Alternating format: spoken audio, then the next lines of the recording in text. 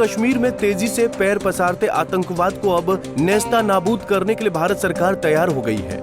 कई समीक्षा बैठकों और रणनीतियों के बाद अब सरकार ने एक एक्शन लेते हुए सिर्फ जम्मू रीजन में ही 500 स्पेशल पैरा कमांडोज को तैनात कर दिया है, जबकि खुफिया विभाग ने ये जानकारी दी थी कि इस रीजन में अधिकतम 50 से 55 आतंकवादी छुपे हुए हैं और उनका उद्देश्य पूरे भारत में टेरर नेटवर्क को एक बार फिर से एक्टिव करना है।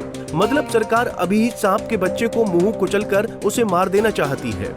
बीते दिनों जम्मू कश्मीर में हुए ताबड़तोड़ आतंकवादी हमलों के परिणाम स्वरूप तीनों सेनाओं के अध्यक्ष हरकत में हैं। सरकार के एक्शंस की तूती बोल रही है। सरकार ने आज भी 500 special para commandos Jammu region में तैनात करने के बाद फिर जम्मू कश्मीर में ही राज्य की समीक्षा बैठक की है। इस बैठक में राष्ट्रीय सुरक्षा से जुड़े कई आला अफसरान मौजूद रहे हैं। मतलब संकेत साफ है कि सरकार जम्मू कश्मीर से आतंकवाद का संपूर्ण सफाया करने के लिए इससे भी बड़ा कोई एक्शन ले सकती है। आतंकवाद किसी भी राष्ट्र के लिए सबसे बड़ा खतरा है। इस बात को भारत सरकार ने गहराई से समझा है। उसी का नतीजा है कि सरकार ने सिर्फ 50 से 55 आतंकवादियों को मारने के लिए अपने 500 special para commandos ground zero पर उतार दिए हैं। रक्षा सूत्रों ने न्यूज एजेंसी ANI को बताया कि जम्मू रीजन में पाकिस्तान के 50 से 55 आतंकवादियों के छुपे होने की आशंका है। ये भारत में फिर से टेरर नेटवर्क एक्टिव करने के लिए घुसे हैं। सेना को इससे जुड़े इंटेलिजेंस इनपुट मिले हैं। इसके बाद उन्होंने मोर्चा संभाल लिया है। इंटेलिजेंस एजेंसियां भी आतंकवादियों का समर्थन करने वाले ओवरग्राउंड वर्कर्स और इंफ्रास्ट्रक्चर को खत्म करने के लिए काम कर रही हैं। रक्षा सूत्रों के मुताबिक जम्मू में घुसपैठ कर रहे आतंकवादी हाई लेवल ट्रेनिंग लेकर आए हैं। उनके पास आधुनिक हथियार और उपकरण हैं। सेना इन आतंकवादियों की तलाश और उन्हें खत्म करने की रणनीति पर काम कर रही है।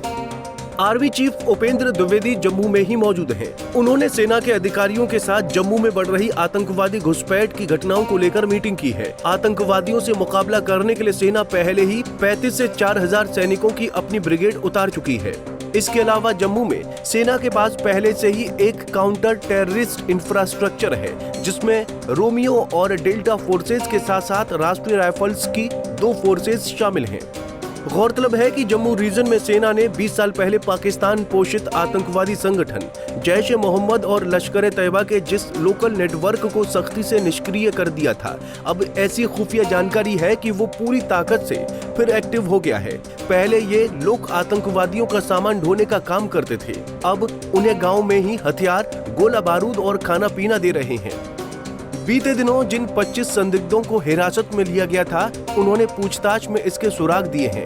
ये नेटवर्क जम्मू के 10 में से 9 जिलों राजौरी, पुंछ, रियासी, उधमपुर, कठुआ, डोडा, किश्तवाड़, जम्मू और रामबन में जम चुका है। जम्मू कश्मीर के पूर्व DGP SP वैद्य के मुताबिक आर्टिकल 370 हटने के बाद से ही पाकिस्तान आर्मी और ISI ने जम्मू को टारगेट करना शुरू कर दिया था। उसने 2 साल में इस नेटवर्क को सक्रिय किया। इन्हीं की मदद से आतंकवादियों ने 2020 में पुंछ और राजौरी में सेना पर बड़े हमले किए, फिर उधमपुर, रियासी, डोडा और कठुआ को निशाने पर लिया।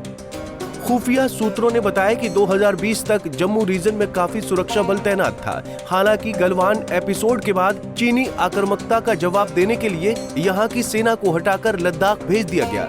आतंकवादियों ने भारत के इस कदम को मौके के रूप में बुलाया और अपना आधार कश्मीर से जम्मू में शिफ्ट किया।